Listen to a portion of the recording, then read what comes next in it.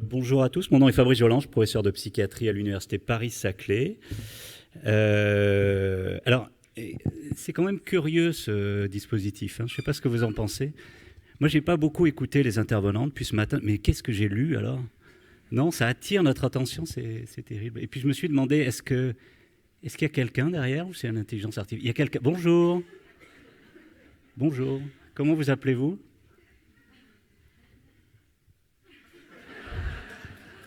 Ouais. J'avais envie de faire un peu de lien. Puis je me suis imaginé la personne toute seule dans une petite cabine avec un casque comme ça, un paquet de chips. Et je me suis dit, c'est pas possible, quoi. Pas aujourd'hui. Pas aujourd'hui. Alors, merci beaucoup. Enfin, je sais pas si je dois vous remercier à l'UNPS parce que je voulais pas parler. Parce que j'ai déjà été invité 2 fois les années précédentes, pour ceux qui étaient là. Alors 2 fois, c'est de la gourmandise, mais 3 fois, on risque l'indigestion. Alors je voulais pas parler. Alors du coup, je leur ai proposé un sujet qui n'est pas habituel à l'UNPS. J'ai dit, on va parler de neurosciences.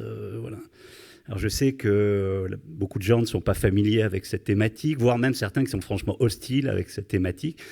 Alors j'espérais que ma proposition soit refusée, puis finalement pas du tout. Alors bon, on va faire ça.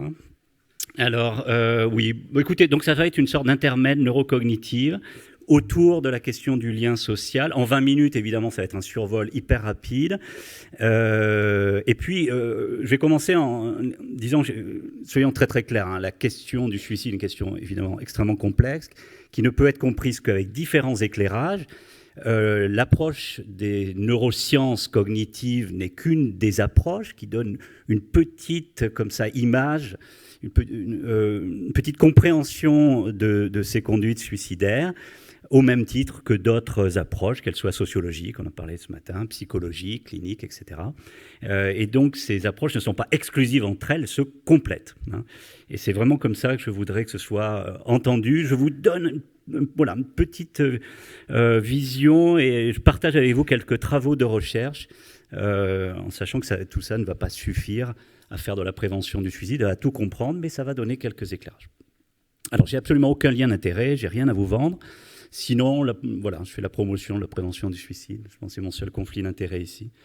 Alors, je vais commencer avec 2 diapositives, juste pour donner quelques chiffres. On le sait, hein, on l'a dit depuis ce matin, les atteintes au lien social tuent.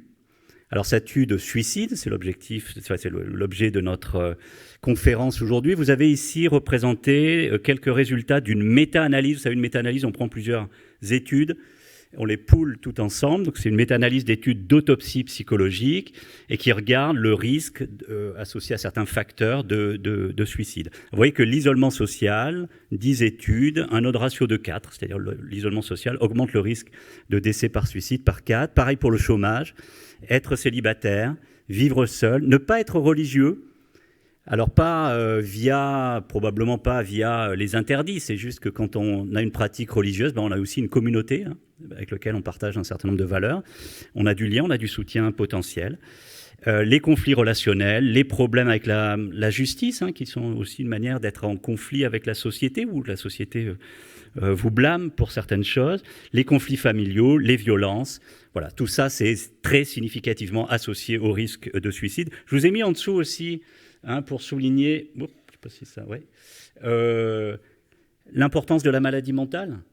Hein. Alors là, ça écrase un peu tout quand même, hein. Vous voyez, la maladie mentale, le ratio, il est à 13. Alors évidemment, tous ces facteurs, ils sont très reliés entre eux, hein, puisque l'isolement social favorise la maladie mentale favorise l'isolement social. Ce ne sont pas des facteurs qui sont indépendants entre eux, mais il faut toujours penser comment prendre en charge la maladie mentale. Et ce n'est pas qu'une approche psychiatrique, hein, même si la psychiatrie a son rôle à jouer, évidemment. L'histoire personnelle de gestes auto-infligés, hein, quelqu'un qui est déjà passé à l'acte est plus à risque de repasser à l'acte. Il y a une histoire familiale de suicide. Deuxième diapositive, l'isolement social tue, mais pas que de suicide. Là, vous avez une autre méta-analyse où on exclut toutes les études où on rapportait la mortalité par suicide. Donc, on regarde tout type de mortalité autre que suicide. Eh bien, les gens qui vivent seuls, alors, on le dit depuis ce matin, c'est compliqué la définition, il y a plein de dimensions à prendre en compte. Mais en gros, ceux qui vivent seuls ou ceux qui n'ont pas de très bonnes relations sociales ont un risque augmenté de mortalité prématurée. D'accord ? Donc vraiment, tout ce dont on parle est un facteur de risque important de mortalité. D'ailleurs, dans cette étude, ils disent que finalement, le poids de l'isolement social est tout à fait comparable au poids d'autres facteurs de risque de mortalité, par exemple cardiovasculaire ou autre. Vous savez, l'obésité, la sédentarité, etc. Cette étude a dit, oui, l'isolement social a un poids tout à fait comparable au reste, et donc devrait être pris en compte dans les politiques de prévention. Alors moi, je voudrais vous parler, encore une fois, dans le peu de temps que j'ai, donc ça va être un vrai survol de 3 points. La douleur psychologique, les cognitions sociales et la sérotonine. Tiens. Alors, la douleur psychologique, maintenant, c'est un fait établi. Il y a un lien entre la douleur psychique, la douleur psychologique. On évite le terme de douleur morale, qui est le terme consacré, mais qui a plusieurs sens, qui est un peu ambigu. Bon, alors disons douleur psychique. Et idées et actes suicidaires, vous avez cette étude de l'équipe de Montpellier, publiée en 2018. Il y a un lien significatif avec idées et actes, qu'on regarde vie entière ou récente. Alors le SMD, passons sur les détails, mais plus le chiffre est important, plus le lien est fort. Alors vous voyez que le lien est fort, notamment avec les idées suicidaires récentes. Juste pour dire qu'en fait, la douleur psychologique, ça fait le lien avec les idées suicidaires, d'accord ? Ça fait le lit des idées suicidaires, pas forcément de l'acte suicidaire. Pour vous rappeler, on a tendance parfois un peu à tout mélanger. Et en même temps, on ne peut pas les distinguer, mais idées suicidaires, c'est pas tout à fait pareil. Tentative suicide, pas pareil que suicide. C'est des populations différentes. La plupart des gens avec des idées suicidaires ne passeront pas à l'acte. La plupart des gens qui passent à l'acte ne mourront pas de suicide, heureusement. C'est des populations vraiment différentes. Il faut vraiment les étudier comme des phénotypes connectés, mais un petit peu différents. Les idées suicidaires, ça fait le lit... la douleur psychologique, ça fait le lit d'idées suicidaires. Après, la transition vers l'acte nécessite d'autres facteurs favorisants. Et puis, évidemment, depuis Schneidman, on sait que cette douleur psychologique, elle est au cœur du processus suicidaire. Si on est un petit peu schématique, on a des événements de vie négatifs, on en vit tous, ça fait partie de l'adversité de la vie. Le plus souvent, on s'en sort, plus ou moins bien, mais on s'en sort. Certains vont aller vers un état beaucoup plus intense, d'émotions et de sentiments très intenses et prolongés, avec au cœur de cet état psychique une douleur très très intense, des ruminations et un sentiment de désespoir. On peut très bien sortir d'un état même intense comme cela, mais certains vont passer à l'étape suivante qui sera celle des idées suicidaires qui vont émerger, être vagues et puis de plus en plus intenses. Comme je viens de le dire, la plupart des gens, heureusement, avec les idées suicidaires, sortiront sans passer à l'étape suivante. C'est une bonne nouvelle, mais certains feront cette transition, comme on dit maintenant, vers un acte suicidaire, qui peut être un acte malheureusement létal, qui peut conduire à une résolution de la crise suicidaire ou qui peut être suivi d'une réitération, comme on dit maintenant, suicidaire et maintenir finalement le risque, un risque très très important. Donc on voit bien ce lien avec un événement de vie qui est le plus souvent un événement de vie social, je rappelle que le principal événement de vie négatif dans les études d'autopsie psychologique, ce sont les conflits interpersonnels, de loin. De loin, c'est vraiment, vraiment le numéro 1. Donc quelque chose qui interroge à nouveau la question du lien social. Mais ces événements de vie peuvent être le déclencheur de cette séquence suicidaire au sein de laquelle on trouve la douleur psychologique. Alors Schneidman, le voilà, il est mort il y a quelques années. C'est un père fondateur de la suicidologie moderne. Pour lui, la douleur psychique, il nommait la psych ache, un terme qu'il avait forgé, un terme anglais qu'il avait forgé, c'est finalement l'expression de différents besoins frustrés, qui sont différents d'une personne à l'autre, d'un moment à l'autre dans la vie, des besoins frustrés d'affiliation, des besoins essentiels à l'être humain d'appartenance, d'autonomie, de réalisation, le fait que nous cherchons absolument l'évitement de la honte, de l'humiliation publique et de rester connectés. Alors ça, c'est très intéressant parce que il y a des travaux récents qui sont sortis. Pendant longtemps, on a pensé que la douleur psychologique, c'était quand même très compliqué, c'était très subjectif, on ne pouvait pas tellement l'étudier. Puis des chercheurs, par exemple, cette chercheuse Naomi Eisenberger aux États-Unis, qui a relancé cette idée qu'on pouvait étudier la douleur psychique induite par la déconnexion sociale. Elle a fait des études, qui sont des études cognitives, c'est pour ça que je vous en parle, et elle montre que finalement, ce qui est associé dans le cerveau, comment le cerveau répond à cette déconnexion sociale, c'est en activant certaines régions cérébrales qui se trouvent être des régions impliquées dans le traitement de la douleur physique. Alors ça, c'est très intéressant, parce qu'il y a une hypothèse qui dit finalement, On a un système extrêmement archaïque qui s'appelle la douleur physique. On trouve dans des espèces très très différentes de nous. C'est un système d'alarme essentiel, de survie. D'accord ? Ça nous dit il y a un truc, il y a un problème, il y a une rupture quelque part, attention. D'accord ? On a besoin d'un système d'alarme qui s'appelle la douleur physique. Il est possible qu'au cours de notre évolution, le besoin s'est fait ressentir, si on peut dire comme ça, parce que l'évolution ne fonctionne pas comme ça, d'avoir un système d'alarme qui nous dit attention, il y a un risque. Puisque nous sommes une espèce sociale, il y a un risque de déconnexion sociale. Et ça, c'est dangereux, ça tue. Alors le cerveau, il ne s'est pas embarrassé, l'évolution ne s'est pas embarrassée, elle n'a pas fait un système différent, elle a utilisé un système qui existait, un système d'alarme qui est la douleur physique.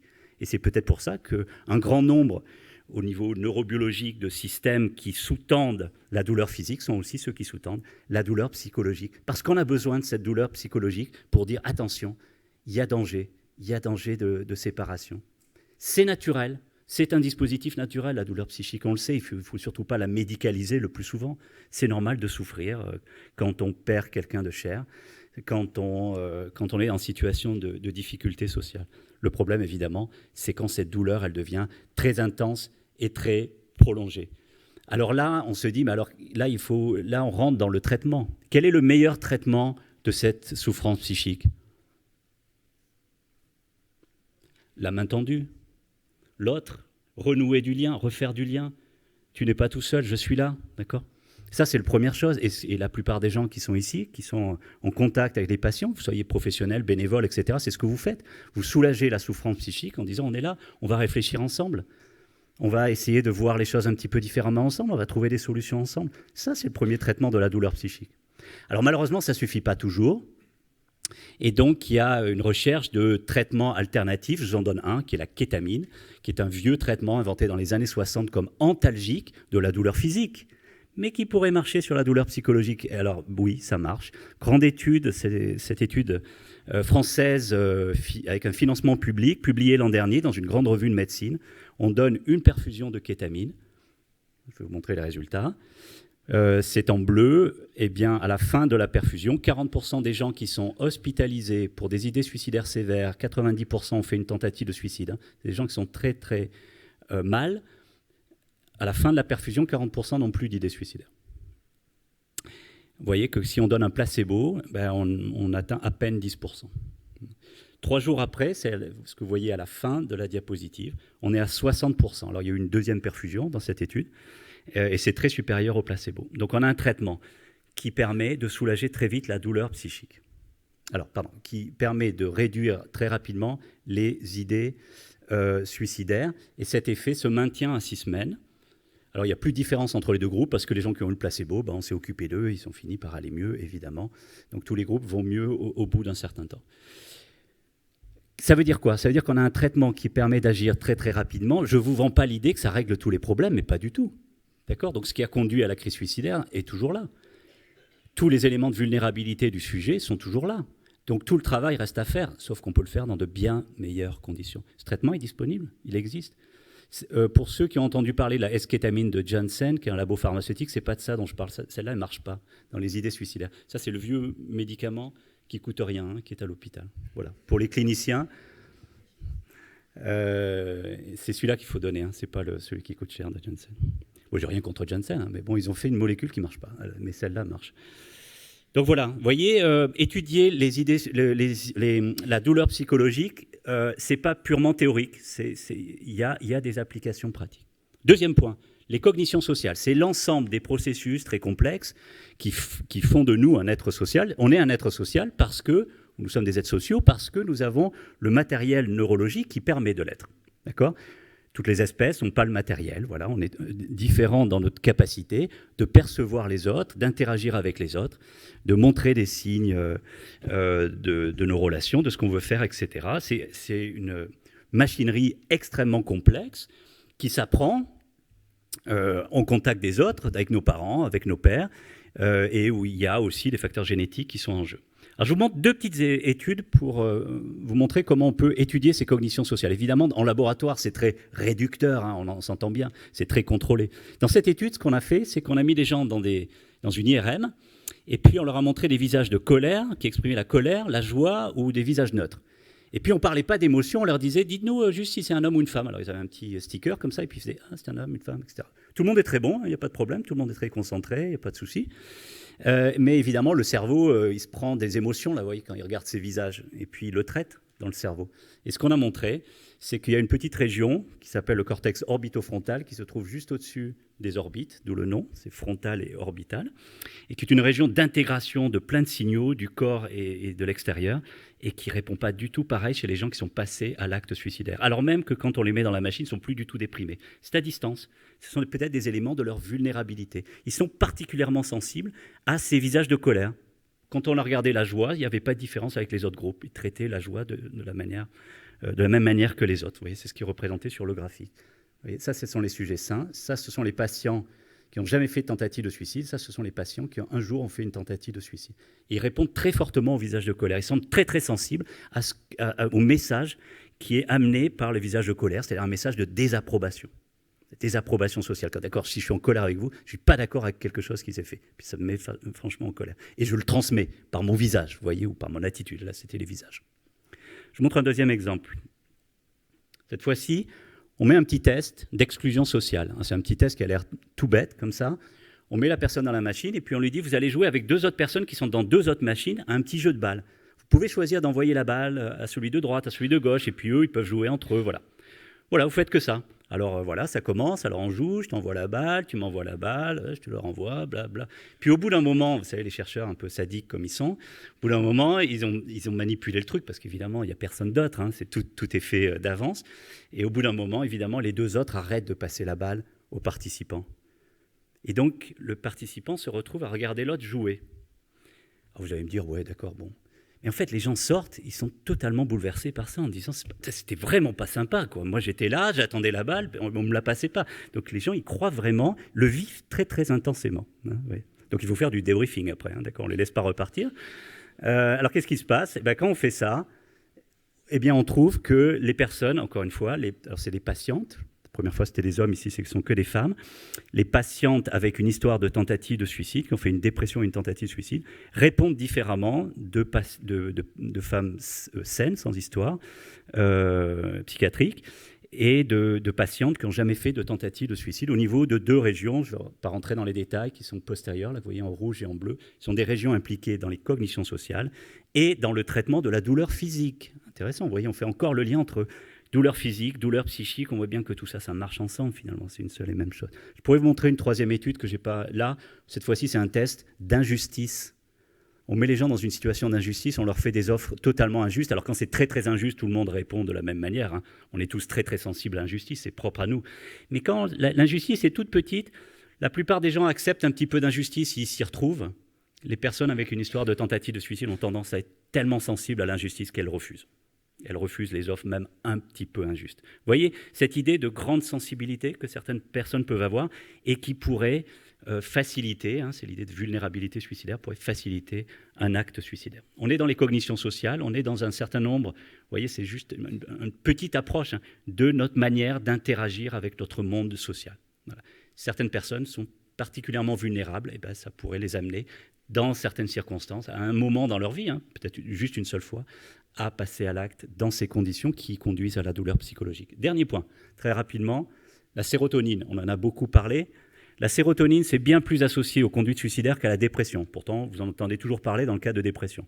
Il y a beaucoup plus d'arguments scientifiques reliant le système sérotoninergique à l'acte suicidaire qu'à la dépression. Il y a des vieilles études, ça c'est une vieille étude faite en Suède, publiée dans les années 70 par Marie Ösberg à Stockholm, où elle montrait que les personnes qui étaient déprimées et qui avaient un système sérotoninergique qui fonctionnait moins bien, je vous passe le détail, eh bien c'était plus à risque de faire des gestes suicidaires avec un moyen violent, celui qui a le plus de chances de conduire à la mort, mais que si on suivait ces personnes, ben c'est là aussi où on trouvait les gens qui finissaient par mourir de suicide.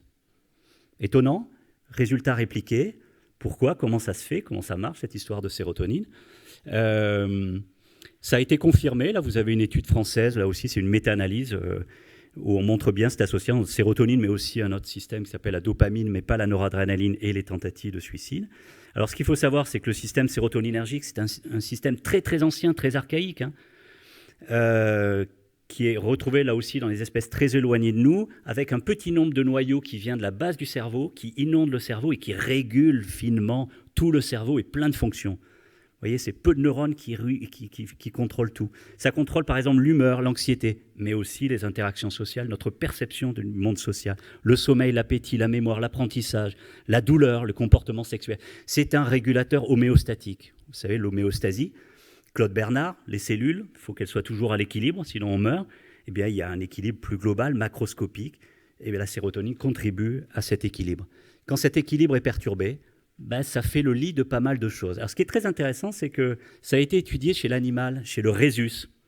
Macaque rhésus, il y a beaucoup d'études dans cette espèce, en conditions semi-naturelles, dans des réserves.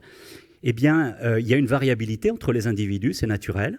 Eh bien, ceux qui ont, bon, donc le taux bas de 5-HIA, retenez ceux qui ont un système sérotoninergique qui fonctionne moins bien, eh bien, ils meurent plus souvent, plus jeunes. Ils sont plus agressifs, mais pas l'agressivité pour la compétition, celle qui est recommandée, quand on veut entrer en compétition en tout cas, mais une agressivité inutile, vous voyez, ils vont se battre contre des plus gros et plus grands, ils sont sûrs de perdre, ça sert à rien, il y a une désapprobation sociale, ils sont plus violents, plus impulsifs, ils prennent plus de risques, et ils sont moins bien sociables. Et à l'adolescence, ils finissent souvent par être exclus de leur groupe. C'est des adolescents perturbés, vous voyez, et ça s'exprime très très tôt. Eh bien, ce sont ceux qui ont cette sérotonine perturbée qui vont avoir toute cette série de comportements problématiques, à la fois sur le plan de l'agression et de la sociabilité. Donc, et vous voyez aussi le problème de sommeil. Donc, on fait encore le lien avec le corps. Je vous ai dit, douleur psychologique, ça mène à des applications pratiques, thérapeutiques tout de suite. Cognition sociale, on n'y est pas encore, mais on voit bien qu'il y a un potentiel d'aller travailler cette vulnérabilité, après, par exemple après un geste suicidaire, avec ces patients. Comment les amener à pouvoir, avec des psychothérapies par exemple, à pouvoir changer leur manière de percevoir le monde.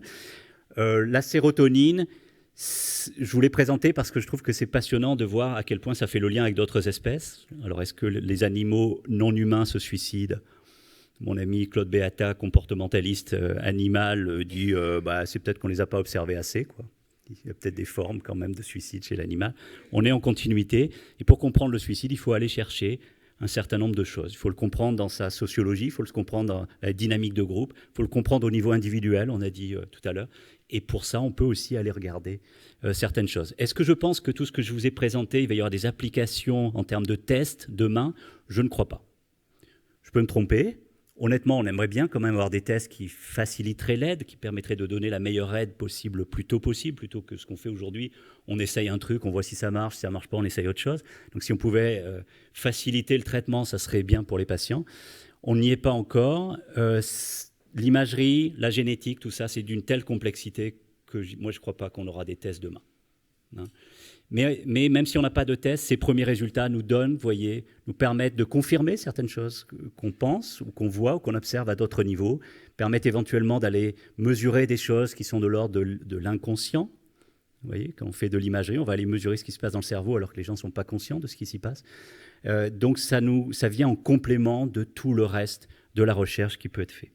Donc en résumé, l'altération du lien social, c'est source de souffrance psychique, on le sait, et puis ça fait chez certains le lit des idées suicidaires. Cette douleur, c'est un processus naturel évolutif. Vraiment, ce n'est pas quelque chose à traiter d'emblée, mais elle peut devenir pathologique si elle est intense et prolongée. Le risque de passage à l'acte suicidaire est associé à une grande sensibilité aux signaux sociaux négatifs, la désapprobation, l'exclusion sociale, l'injustice et d'autres. Les actes suicidaires sont également associés à un dysfonctionnement de ce grand régulateur biologique qui est un régulateur homéostatique. On a besoin de régulation, que ce soit au niveau social ou au niveau individuel, au niveau cellulaire. À tous les niveaux, ça marche. On a besoin de systèmes de régulation et ça marchera tous ensemble, si tout marche ensemble. Et ces données ouvrent des pistes thérapeutiques variées. Voilà, j'ai mis en ligne sur YouTube des vidéos que j'avais, que m'avait donné Jean-Pierre Soubrier, le regretté Jean-Pierre, qui m'avait donné plein de vidéos sur plein de clés USB. Je me suis dit, bon, je ne vais pas garder ça pour moi, je vais en faire profiter. Donc si vous tapez acte suicidaire, vous tapez mon nom, vous devriez tomber là-dessus. Il y a des cours, il y a des enseignements, là aussi je voulais que ce soit public, des enseignements pour les internes de psychiatrie, je les ai mis en ligne. Voilà, vous en faites ce que vous voulez. Il y a un film, Kulbi. Ah, Kulbi. Kulbi, c'est une vallée aux Philippines. Et il y a un fort taux de suicide dans une petite vallée, où pourtant les gens sont très, très sociables. C'est une vallée égalitaire et non violente. C'est une vallée heureuse. Socialement, c'est une vallée heureuse, où il y a beaucoup de suicides. et il continue à avoir beaucoup de suicides. Donc on voit comment les choses interagissent de manière complexe entre le collectif et l'individuel, vous voyez. Il y a des aspects familiaux. Allez voir, c'est un film d'une des missions qu'on a fait. Il y a beaucoup d'interrogations, il n'y a pas les réponses à tout, mais c'est intéressant de voir comment les choses peuvent se jouer aussi. Et une dernière chose, pour ceux qui veulent avoir un enseignement approfondi en suicidologie, on a repris le DU de suicidologie que j'avais monté à Paris Descartes. On l'a monté maintenant à Paris-Saclay, à Bordeaux et à Lyon. C'est une formation de 150 heures théorique et pratique, avec une approche qui se veut d'emblée multidisciplinaire. Alors on parle un peu de neurobiologie, mais on va parler beaucoup de clinique, de sociologie, d'éthologie, de théologie, d'anthropologie, etc. Voilà, les inscriptions à partir de la fin du premier semestre. Et je vous remercie de votre attention.